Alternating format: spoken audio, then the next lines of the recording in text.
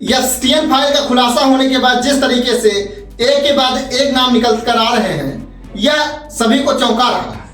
कुछ नाम ऐसे हैं जिन्हें सुनकर लोग काफी हैरान हो रहे हैं। इस फाइल के आने के बाद पूरी देश दुनिया में लगभग खलबली मच गई।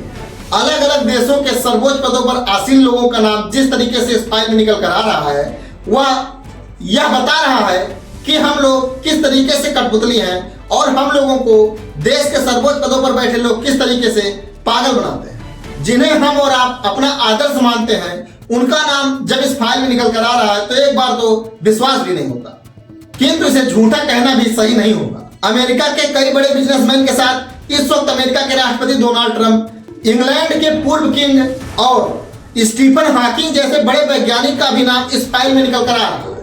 साथ ही साथ भारत के प्रधानमंत्री माननीय श्री नरेंद्र मोदी का नाम भी इस फाइल में जुड़ा है। देखने वाली बात यह है कि ये हो हल्ला कहां पर जाके शांत होता है। किंतु मेरे मन में सबसे बड़ा सवाल यह आ रहा है कि इस फाइल का अभी कितना % खुलासा हुआ है। क्या यह खुलासा इस फाइल का लगभग 90% हो गया है, या फिर इस फाइल का सिर्फ 1 या 2% ही खुलासा हुआ है और उसी में इतने बड़े बड़े दिग्गजों का नाम आ गया है। जाहिर सी बात है, जिन लोगों का नाम आया है वो कोई छोटे मोटे लोग तो है नहीं, अलग अलग देशों के सर्वोच्च पदों पे आसीन लोग हैं।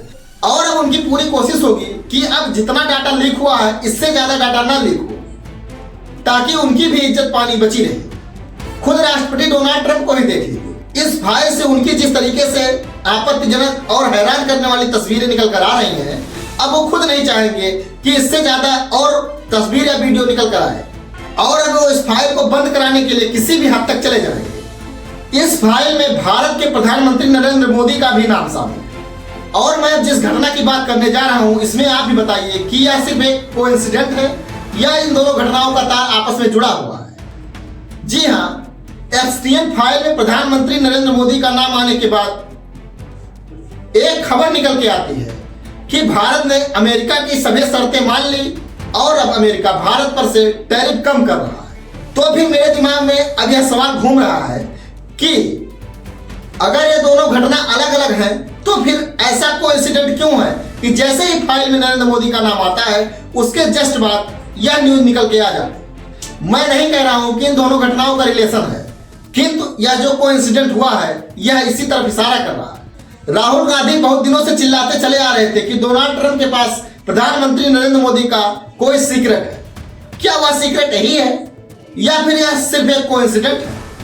इसका निर्णय अब आप ही को करना है। और साथ ही एफएसटीएन फाइल का अभी तक कितना % डाटा निकल कर आया है, यह भी देखने वाली बात है। हमारी तो मांग यही है कि एफएसटीएन फाइल का 100% डाटा बाहर आना चाहिए, ताकि उन सभी लोगों के काले कारनामों का पता चल सके जो इस वक्त अपने आप को सबसे बड़ा ईमानदार और दूसरे को गद्दार ठहराने में देर नहीं करते। मुझे उम्मीद है जिस दिन एफएसटीएन फाइल का 100% डाटा निकल कर आ जाएगा, कई ऐसे बड़े नाम चौंकाने वाले और निकल कर आएंगे जिनको सुनकर तो हमें 1% भी विश्वास नहीं होगा। आपके हिसाब से क्या इस फाइल का पूरा डाटा बाहर आना चाहिए या फिर अभी तक जितना डाटा निकल कर आया है उसी पे इस फाइल को बंद कर देनी चाहिए? कमेंट बॉक्स में जरूर बताएं। और अगर वीडियो पसंद आए तो वीडियो को लाइक, चैनल को सब्सक्राइब और बेल आइकन को प्रेस करना ना भूलें। आज से मिलते हैं जल्दी, तब तक के लिए जय हिंद।